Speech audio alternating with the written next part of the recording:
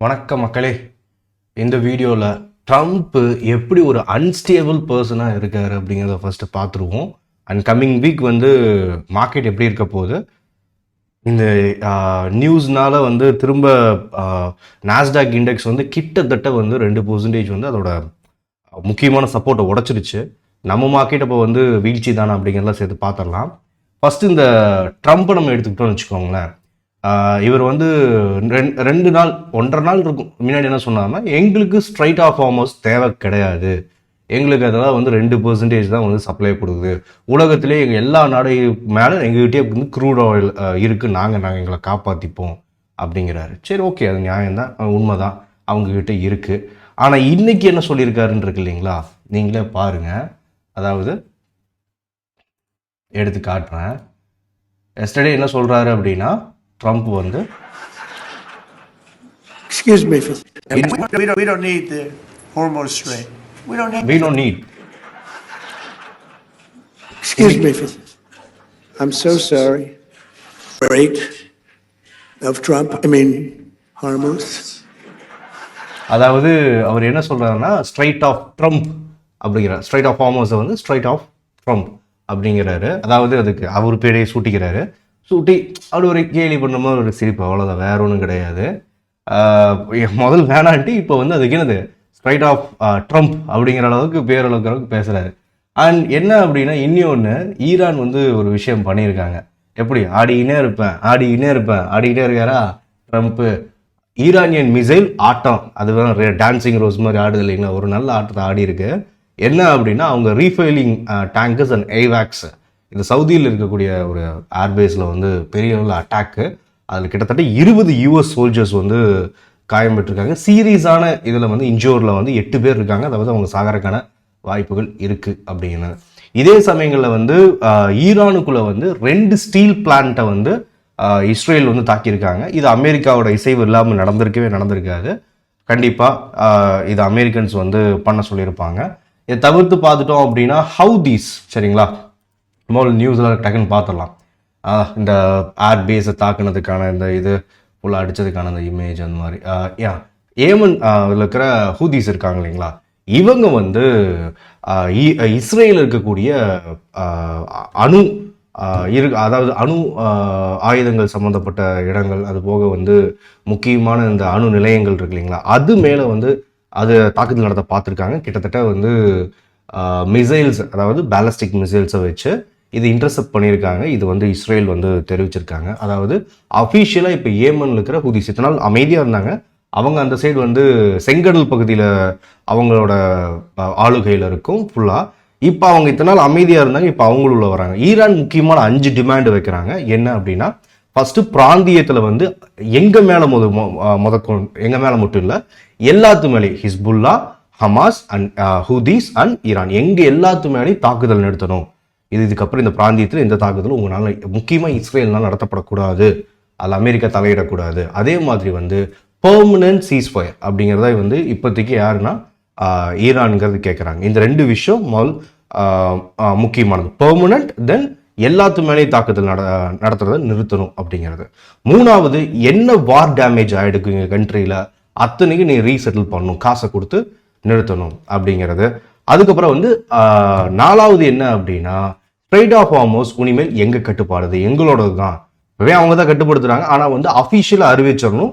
அதுக்கு நாங்கள் ஒரு கப்பலுக்கு $20 மில்லியன் கலெக்ட் பண்ணுவோம், அதை கிராஸ் பண்ணணும் அப்படிங்கிற மாதிரி இன்னும் நிறையா முக்கியமான அம்சங்கள் இருக்குது. ஆனால் இதுதான், இதெல்லாம் நான் உடனடியாக அது இவங்க ஒத்துப்பாங்க அப்படிங்கிற மாதிரியான இல்லை. ஃபுல்லாக கிரவுண்ட் இன்வைட் பண்ணி உள்ளுக்குள்ளே இறங்குறதுக்கு கிட்டத்தட்ட அமெரிக்கா ஆயத்தமாகிட்டு இருக்குங்கிற அளவுக்கு சொல்கிறாங்க. இது ஸ்ட்ரைட் ஆஃப் ஹார்மஸில் இன்னொரு ஆயில் டேங்கரை இதை இவங்க ஈரானோட புரட்சிகர காவல்படை IRGC அடித்த வீடியோ அப்படிங்கிறது.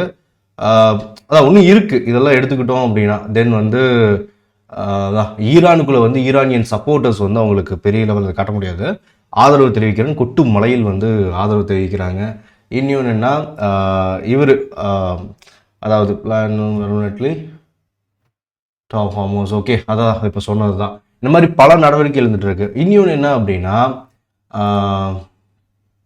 பெரிய லெவலில் அமெரிக்கா வந்து உள்ளுக்குள்ள, அதாவது ஈரானுக்குள்ள வந்து தன்னோட ஆர்மி அனுப்பிச்சு ஈரானை பிடிக்க முடியாது.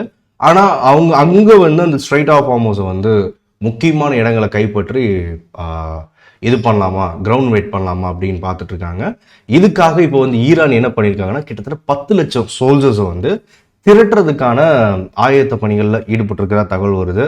அதாவது இவங்க வந்து இந்த மாதிரி வந்து உள்ள வந்தாங்கன்னா நம்ம இதை நீண்ட கால போரா மாற்றி விட்டுறணும், உன்னையும் வந்து முடிவில்லாமல் அப்படின்னு. இது வந்து 2 வகையாக மாறலாம் இப்போதைக்கு மார்க்கெட்டை பொறுத்த வரையில். என்ன அப்படின்னா, இவங்கெல்லாம் அடிச்சுக்காம ஒரு 15 நாளுக்குள்ள எல்லாம் பேசி முடியிருக்கு 15 நாள் ஆகும். கண்டிப்பாக குறைஞ்சது 15-20 நாள் ஆகும்.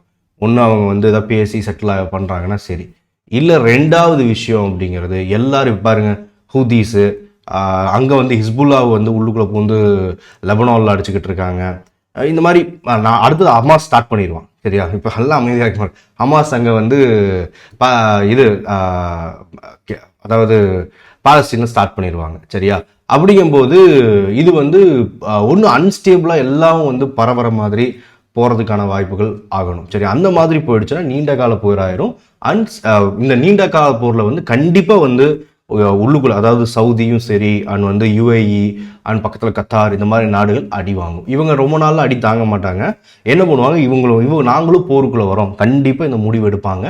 அண்ட் அவங்களும் போருக்குள்ள வந்துட்டு அந்த பிராந்தியத்தில் அமைதி நிலவாது. அண்ட் வந்து இது நம்மளுக்கு இந்தியாவுக்கு பெரிய பாதிப்பு ஏற்படுத்தும். இதை பற்றி வந்து பிரதமரும் பேசியிருக்காரு, மோடி. அண்ட் வந்து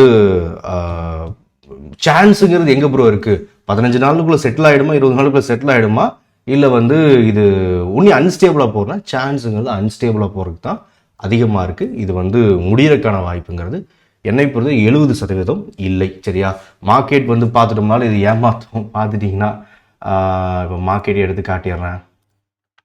மார்க்கெட் எடுத்துக்கலாம். இங்கே பாருங்கள், நான் நிஃப்டி வச்சுருக்கேன். ஓகே, சாரி, நிஃப்டி நான் வந்து நிஃப்டி வச்சுருக்கேன். நிஃப்டி பாருங்கள், நிஃப்டி ஆல்ரெடி இந்த ட்ரெண்ட் லைன் இருக்கு இல்லைங்களா, லைட்டாக இதில் தான் வந்தான். அண்ட் வந்து நல்ல டிமாண்ட் ஜோன் இது. பாருங்கள், யூஎஸ் மார்க்கெட்லாம் வந்து 2% முக்கியமான சப்போர்ட்டை உடச்சிட்டான். சரி, நெக்ஸ்ட் சப்போர்ட்டில் ஒன்றும் தள்ளி தான் இருக்குது. 22,120 நாஸ்டாக்கோட சப்போர்ட்லாம் இருக்குது. சரியா, ஏதாவது 4% இருக்குது நாஸ்டாக் சப்போர்ட். டவ் ஜோன்ஸும் சேம், S&P 500 சேம்.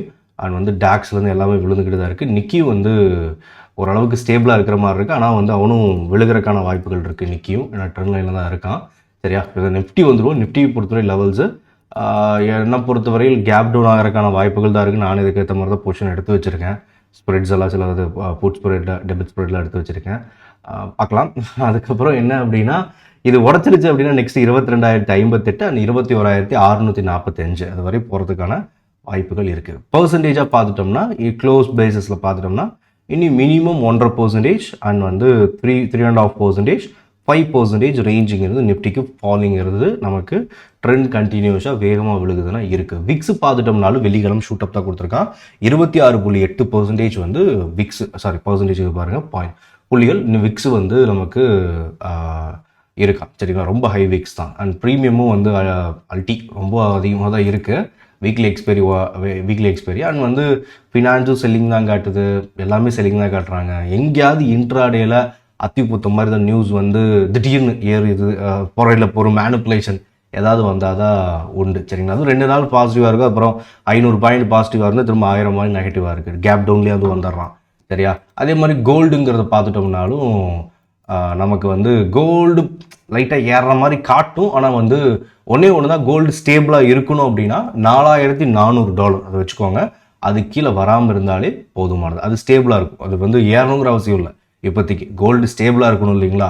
கோல்டு ஸ்டேபிளாக இருக்கணும். 4,400, 4,390 இதுக்கு மேலேயே இருக்குது அப்படின்னா கோல்டு ஸ்டேபிளாக இருக்குது. இது கீழே வந்துருச்சுன்னா கோல்டு அகெயின் ஃபால் ஆகிறதுக்கான வாய்ப்பு தான் அதிகம். இதுக்கு கீழே வந்துட்டா மட்டும். நெக்ஸ்ட் சப்போர்ட் இங்கே இருக்குது. இது கீழெல்லாம் ஜோன்ஸ்லாம் இங்கே இருக்குது, அது அப்புறம் பார்ப்போம். ஆனால் இப்போதைக்கு இந்த ரேஞ்ச் வச்சுப்போம். கோல்டுக்கு சில்வர், கோல்டு மாதிரி தான் சில்வர் ரெசன்ஸ் அடிச்சிருக்கான். சில்வர் வந்து நமக்கு 60 தான், இந்த டபுள் பாட்டம் அடிச்சுட்டு போனது இந்த ரேஞ்சு சப்போர்ட்டாக வச்சுக்கலாம். இதுக்குள்ளே நிற்கிற வரையும் நமக்கு ப்ராப்ளம் இல்லை. 67.04 சரிங்களா, டாலர்ஸில் சொல்கிறேன் நான், XAG USDT.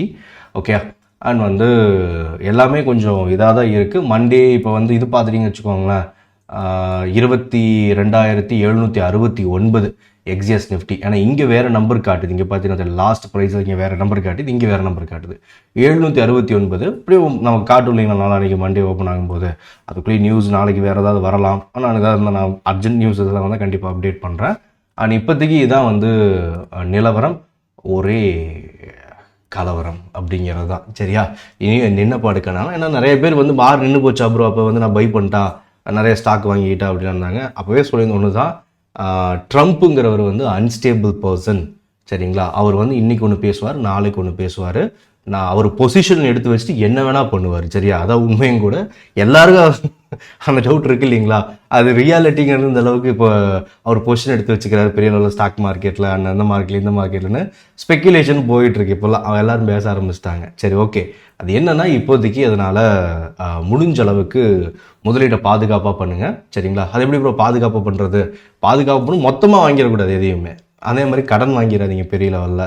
சரியா, ஏன்னா சில பேர் வந்து டெக்ஸ்ட் பண்ணுறீங்க, நாங்கள் இல்லை கடன்லாம் வாங்கி வந்து தங்கத்தை அடகு வச்சு நான் ட்ரேடிங் காசு கொடுத்துட்டு வந்திருக்கேன் அப்படின்னு. தயவு செஞ்சு அதெல்லாம் பண்ணாதீங்க.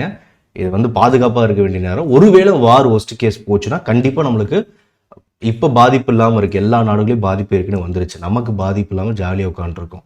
சரியா, முடிஞ்ச அளவுக்கு எல்பிஜியில் லைட்டாக வந்திருக்கு, பெட்ரோல் டீசலில் தாக்கல.